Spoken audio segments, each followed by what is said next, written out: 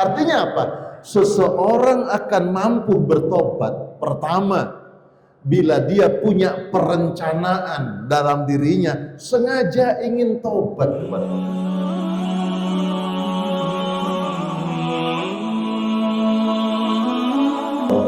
Nikmat dari Allah Subhanahu wa taala.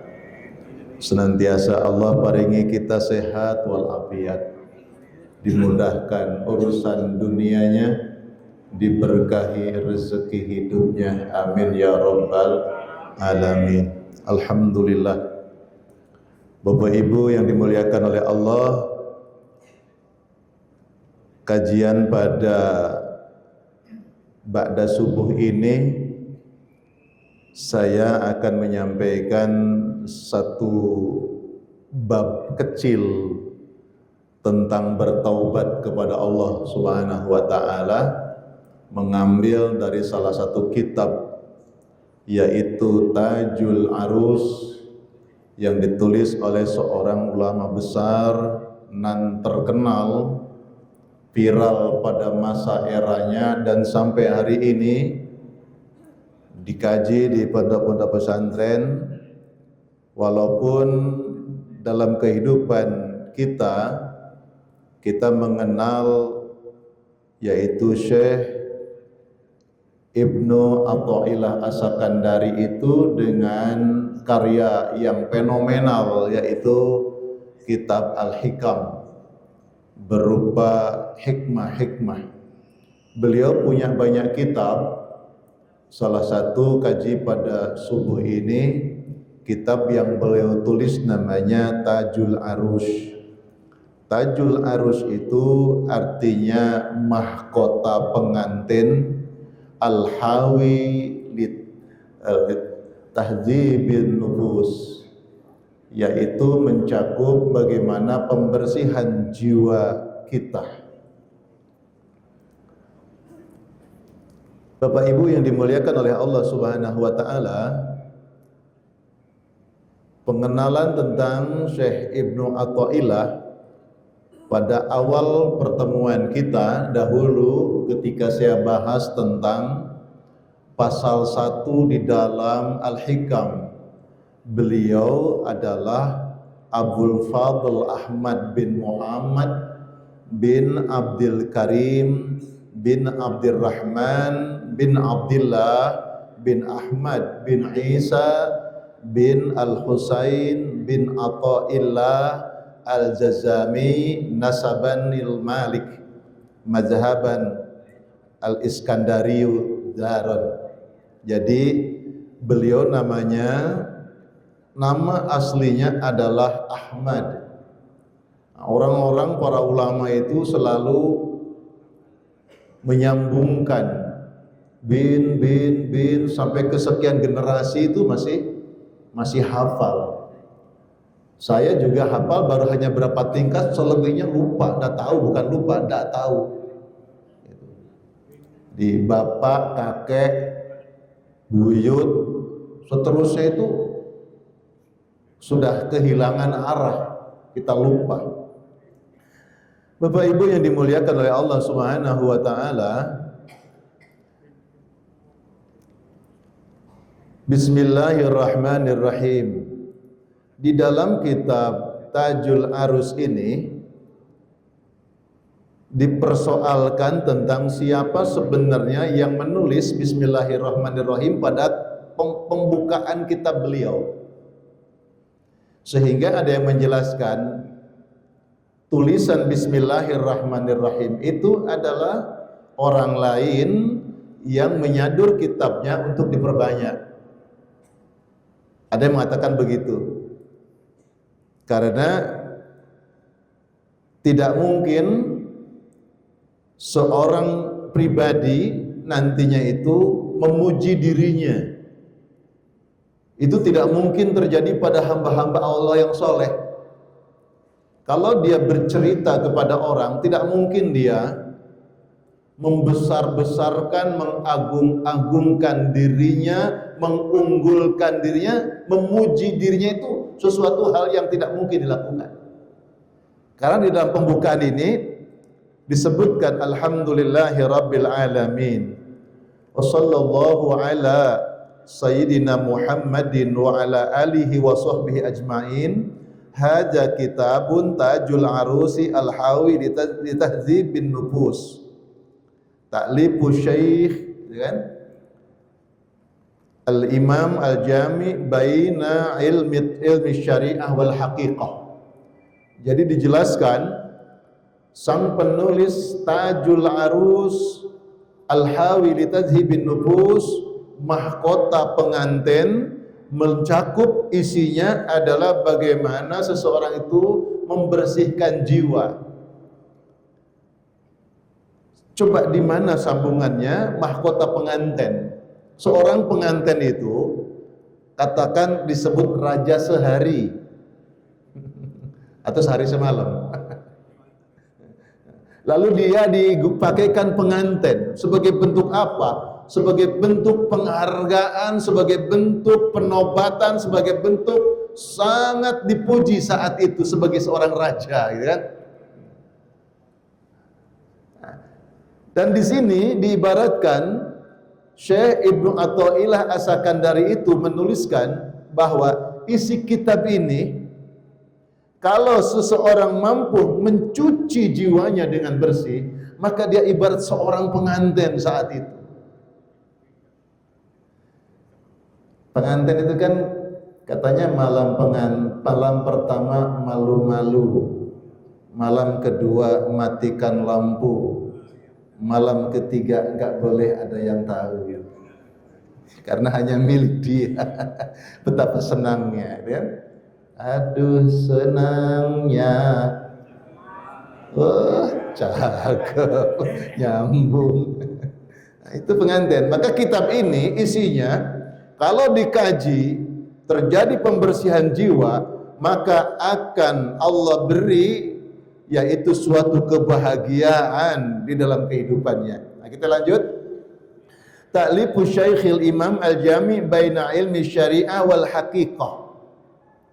Yaitu dia seorang syekh yang menulis dan dia memiliki mengumpulkan ilmu-ilmu syariah dan ilmu-ilmu ma'rifah, ilmu hakikat.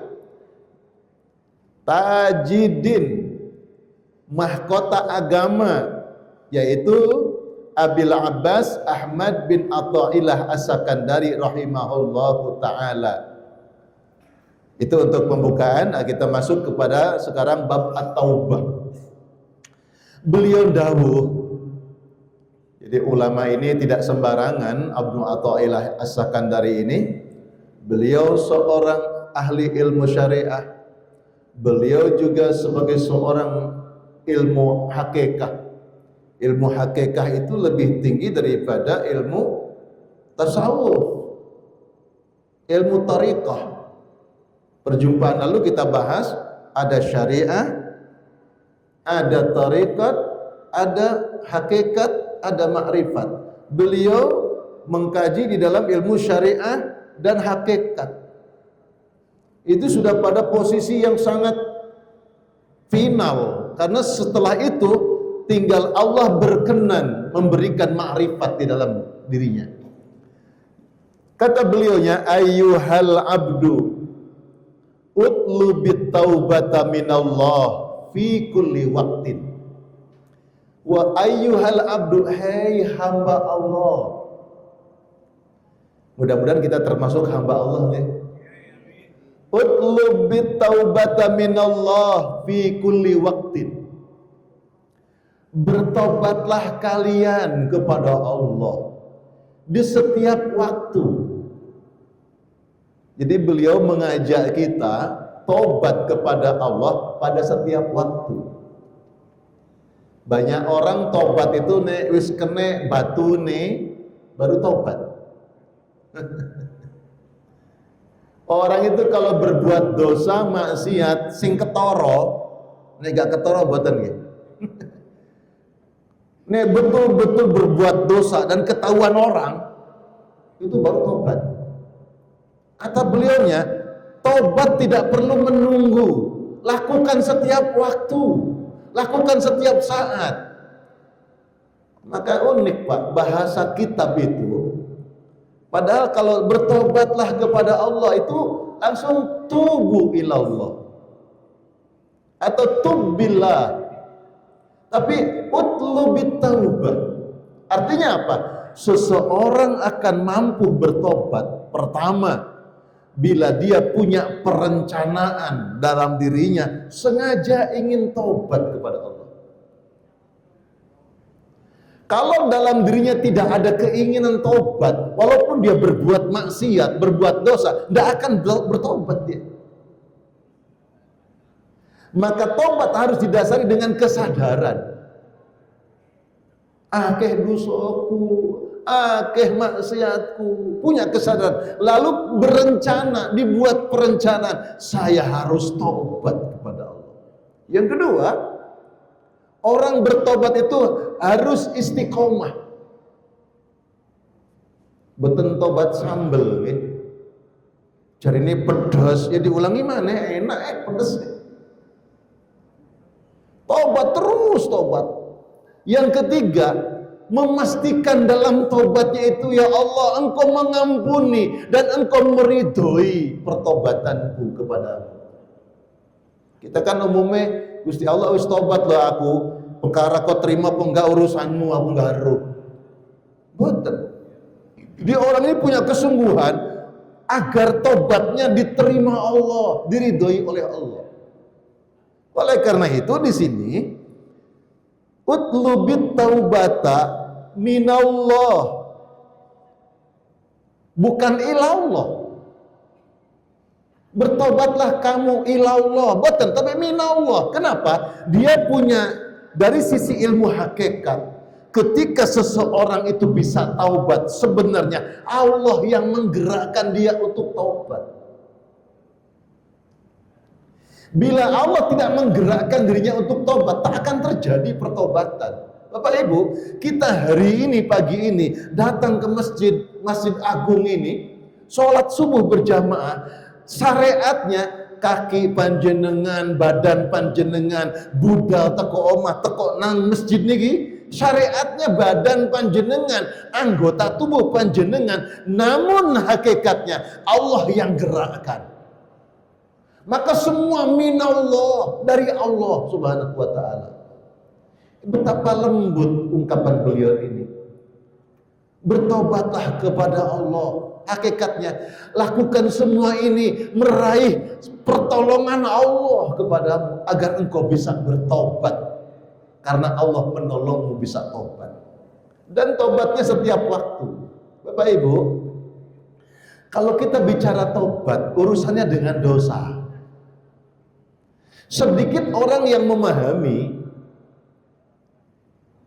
kalau tidak sholat 5 waktu atau enggak sholat zuhur, sholat sehari semalam kan 5 waktu yang fardu, dia kerjakan cuma 4 waktu, itu banyak orang enggak merasa dosa. Nggih. Neng kantor zuhur, orang-orang pada sholat zuhur, dia mangan, ya enggak apa-apa mangan. Cuma tetap zuhur, tapi dia mangan tok ora zuhur. Goyang, guyu, kan nggak merasa dosa. Orang yang tidak taat kepada Allah itu berdosa. Orang berbuat maksiat itu dosa. Itu ukuran kita. Tapi golongan orang-orang arifin, arif billah, orang-orang tasawuf, orang-orang yang kenal Allah, orang-orang yang ma'rifatullah, mereka itu berbeda memahami dosa.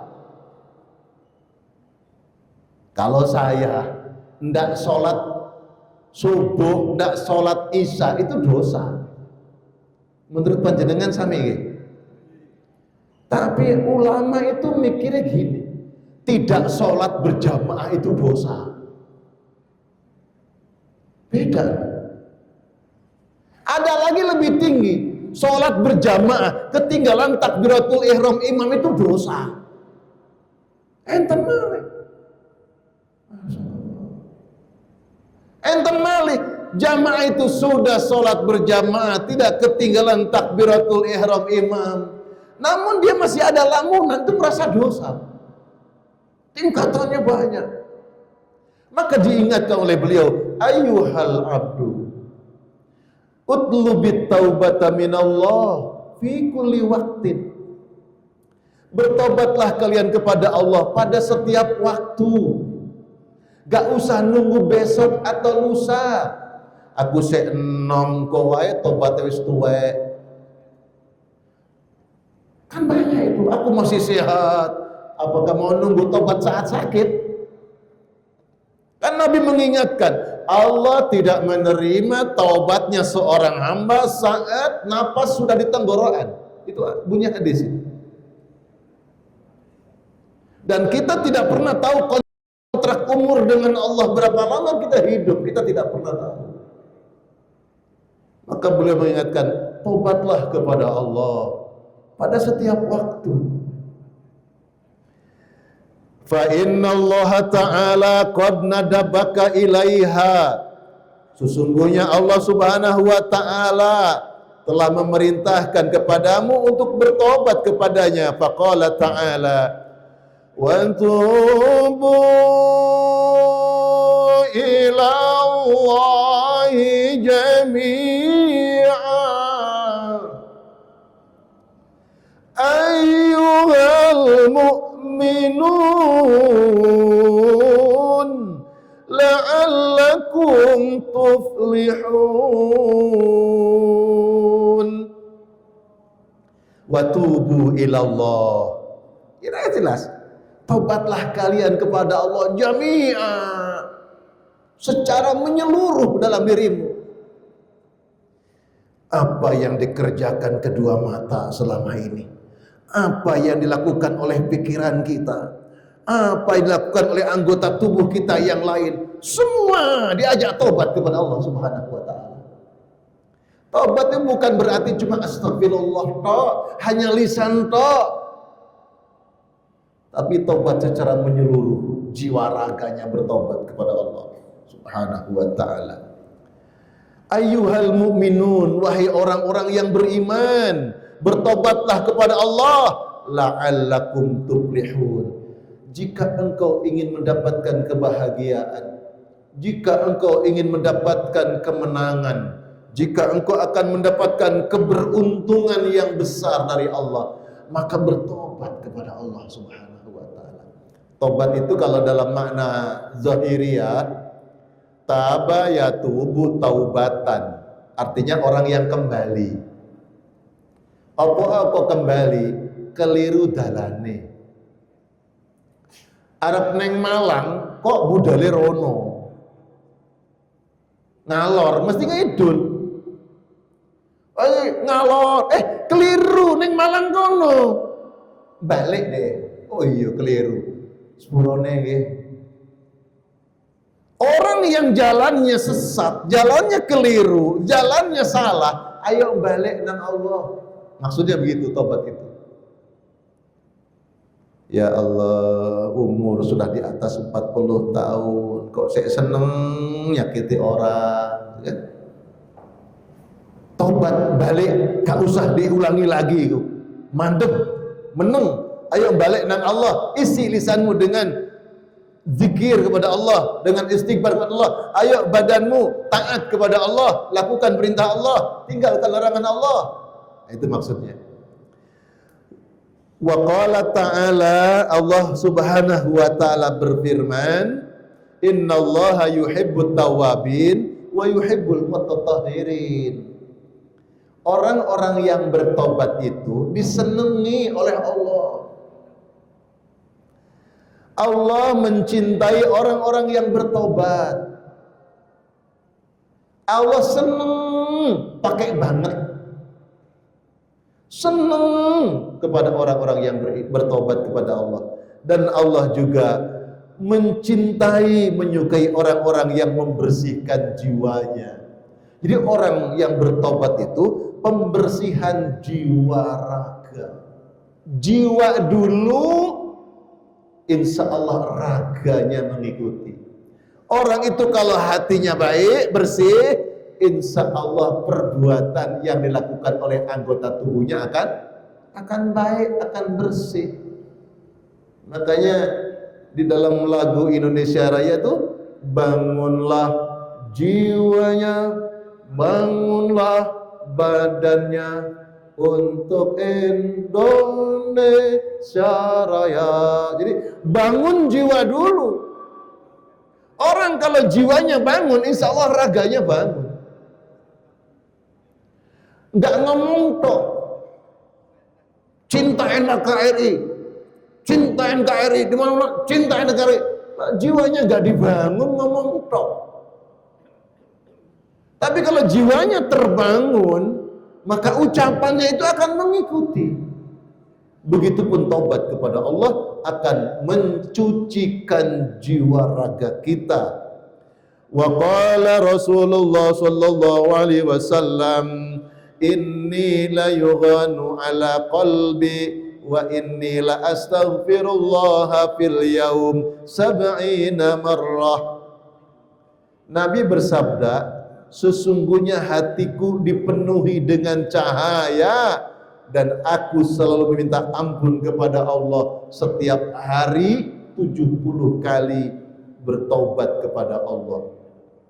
Nabi ini tidak punya dosa, tapi setiap hari taubat. Wujud lisannya membaca istighfar 70 kali. Dalam hadis yang lain 100 kali. Nabi tidak ada dosa, tidak ada salah. Kalaupun ada yang kecil sudah diampun oleh Allah, namanya maksum. Nabi itu sedikit-sedikit taubat, sedikit-sedikit istighfar, sedikit-sedikit ngucap nyebut Allah, sedikit-sedikit sholat, sedikit-sedikit sedekah, sedikit-sedikit amal soleh. Beda dengan kita, cuma sedikit bedanya. Kita ini sedikit-sedikit, ngajinya cuma sedikit, gitu kan? Kita ini sedikit-sedikit, sholatnya cuma sedikit. Nabi sedikit-sedikit sholat, kita sholatnya cuma sedikit. Nabi sedikit-sedikit infak, sedekah, zakat, kita sedikit sedekah cuma sedikit, gitu kan? Sedikit. Istighfar 70 kali setiap hari. Dalam riwayat yang lain 100 kali. Wa ani Syekh Makinuddin Al-Asmari rahimahullah ta'ala wa kana minas sab'atil abdal qala kuntu ibtida'i amrin ukhitu wa atafawwatu min dhalik wa kuntu a'addu kalami bin nahar fa idza ja'al masa'u hasabtu nafsi. Beliau mengatakan, Syekh Makinuddin, orang yang fa'idha ja'al masa hasabtu nafsi fa'ajid kalami qalilan fama wajatu fi min khairin hamidatu. Jadi orang bertobat kepada Allah itu, dia juga memikirkan tentang umurnya. Kelewat tadi. Fa'in aradta taubata, jika engkau bertobat, payam bagi laka antakhluwa minat tafakur, maka jangan sampai dia tidak memikirkan tentang umurnya. Kurang 7 menit. Jadi orang yang mau tobat itu jangan melupakan tentang umur. Umurku piro ya? Oh segini. Perjalanan dunia berapa lama ya? Akhirat kekal abadi. Terus bekalku berapa banyak yang akan saya bawa? Bapak Ibu, panjenengan melakukan perjalanan ke luar pulau, nggak bawa bekal, kira-kira sengsara apa susah? Di dunia kita pikirkan bekal yang akan kita bawa. Kulo toko Perak dugi Sidoarjo iki gua bekal. BBE kehabisan bensin. BBE ada apa bawa bekal. Kenapa? Bapak Ibu paling sumpek kalau ke mall, sumpek kenapa? Gak baduit, ATM-nya carry. Neng kantor sumpek nama bekele, gak gawa HP. Sekarang di dunia saja butuh bekal yang harus kita bawa. Padahal kehidupannya kelihatan nampak. Kita tak pernah melihat kehidupan akhirat seperti apa. Kok berani mau mati gak bawa bekal? Maka dikatakan, fa in aradta taubata fayambagi laka an takhluwa minat tafakkur. Orang yang mau taubat itu perhatikan umur. Umurnya berapa? Mau perjalanan kemana? Fima sona'ta fi naharika. Lalu dia memikirkan, seharian kemarin apa yang saya perbuat ya? Seharian mata digunakan apa? Mulut digunakan apa? Harta digunakan apa? Yang saya miliki semua dari tubuh badan saya, yang ada di rumah saya gunakan apa? Berpikir. Wa in wajadta ta'atan. Kalau kita menemukan, kalau engkau menemukan ternyata ada digunakan untuk taat kepada Allah, fashkurillaha 'alaiha. Maka bersyukurlah kepada Allah karena engkau mampu menunaikan ketaatan itu kepada Allah. Alhamdulillah ya Allah. Maka bersyukur itu bukan tepuk. Wingi aku iso sedekah, wingi aku iso amal soleh. Bukan nepuk tapi alhamdulillah. Matur nuwun Gusti. Sehari kemarin kau jaga dari maksiat. Aku bisa taat ya Allah, matur nuwun Gusti. Itu maknanya fashkurillah. Bukan banggakan diri. Wingi sapa sing nolong kabeh ku kalau gak aku. Boten. Syukur boten ngoten. Syukur niku ke Allah, ya Allah matur nuwun.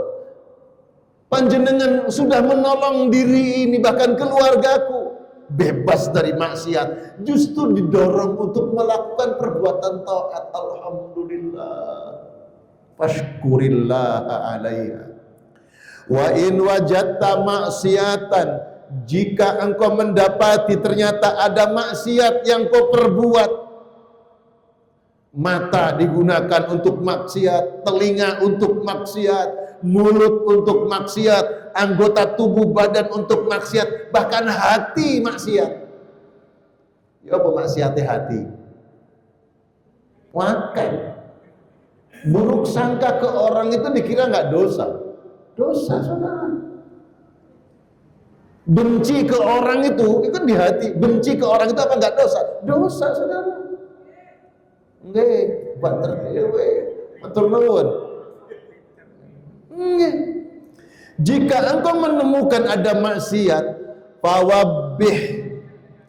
fawabah nafsaka ala dzalik, maka engkau celak dirimu atas perbuatan maksiat itu. Ngene iku lapo ya Allah Gusti. Celak dirimu. Hinakan dirimu, rendahkan serendah-rendahkan dirimu di hadapan Allah Subhanahu wa taala. Wastaghfirillah, mintalah ampunan kepada Allah. Wa tub alaih, dan bertobatlah kepada Allah Subhanahu wa taala. Terakhir, fa innahu la majlisa ma Allah anfa'alaka min majlisin tuwabbihu fihi nafsaka. Di hadapan Allah tidak ada majlis yang lebih baik daripada di majlis itu adalah ada orang yang sedang mencela dirinya di hadapan Allah Subhanahu wa taala. Kita kumpul di sini untuk introspeksi diri, bukan untuk banggakan diri. Maka majlis yang terbaik di hadapan Allah adalah di majlis itu ada mencela diri, ya Allah. Jemaah yang dimuliakan Allah, sampun jam 5.30. Niki masih ada 2 lembar. Sedikit-sedikit mawon tentang taubat. Mudah-mudahan kita semua diberikan pertolongan oleh Allah sehingga mau selalu kita taubat kepada Allah. Dengan jalan kita taat, mentaati perintah-perintah Allah, meninggalkan larangan-larangan Allah, zikirnya diisi dengan, lisannya diisi dengan berzikir kepada Allah, hatinya bersihkan terus dengan berzikir kepada Allah. Semoga Allah Subhanahu wa taala menolong kita semua. Allahumma a'inna ala zikrika ya Allah.